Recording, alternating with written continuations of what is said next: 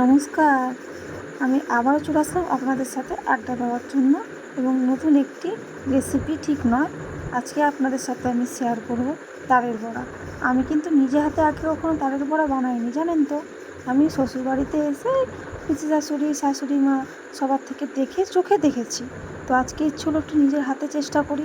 তাই জন্য আমি কলাগুলোকে ছাড়িয়ে জলে ধুয়ে নিয়ে নিয়েছি এবং একটু চিনি গুঁড়ো করা ছিল আগে থেকে এবং পরিমাণ মতন চিনি আমি এবারে নিয়ে নিচ্ছি। চিনিটা নিয়ে কলা চিনির সাথে আগে ভালো করে আমি চটকে নেব।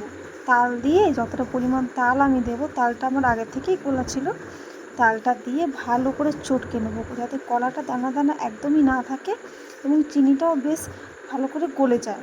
যেহেতু চিনিটা আমি মিক্সি করে নিই, গোটা চিনি দিয়ে দিচ্ছি, একটুখানি গোলা দিলেই হয়ে যাবে, গলে যাবে। তো এর মধ্যে আমি ময়দা আর একটু সামান্য পরিমাণ আটা মিশিয়েছি। আমি কিন্তু চালের গুঁড়ি বা সুজি কিছুই আমি এখানে ব্যবহার করছি না। যারা পছন্দ করেন তারা চালের গুঁড়ি দিয়ে বানাতেই পারেন। আমি চালের গুঁড়ি দিয়ে ভালোবাসি না, তো সেই জন্য চালের গুঁড়িটা আমি একদমই ব্যবহার করিনি। আমি ময়দা আর আটা দিয়ে বানাচ্ছি, তাহলে একটু নরম নরম হয়। তো এখানে আমি কড়াই বসিয়ে দিয়েছি, কড়াইয়ে তেল দিয়ে দিয়েছি, আমার কড়াইয়ের তেলটা প্রায় হয়ে এসছে। আচ্ছা, আপনারা তালের বড়াটা কীভাবে দেন একটু আমাকে দেখাবেন?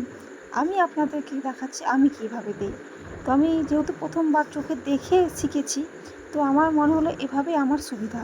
তো আমি এইভাবেই তালের বড়াটা দিচ্ছি, আমার বেশ সহজেই হচ্ছে, আমার খুব একটা অসুবিধা এভাবে হচ্ছে না।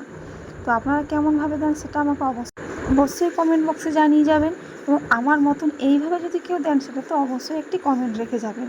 তো এই যে আমার তালের বড়া প্রায় শেষের দিকে হয়ে এসছে। আচ্ছা, আপনারা তালের বড়া কী কী খেতে পছন্দ করেন সেটা কিন্তু কমেন্টে জানাতে ভুলবেন না। আমি কিন্তু তালের বড়া খেতে প্রচণ্ড ভালোবাসি, কিন্তু নিজে হাতে কখনো বানাইনি। তো নিজে হাতে বানিয়ে খেতে এবং খাওয়াতে কিন্তু বেশ ভালো লাগে, বলুন। তো সেই খাবার খেয়ে যদি কেউ আবার প্রশংসা করে তাহলে তো আর কোনো কথা হবে না। যদি আমার ভিডিওটি আপনাদের ভালো লাগে তাহলে অবশ্যই লাইক, কমেন্ট এবং একটি শেয়ার করে দেবেন।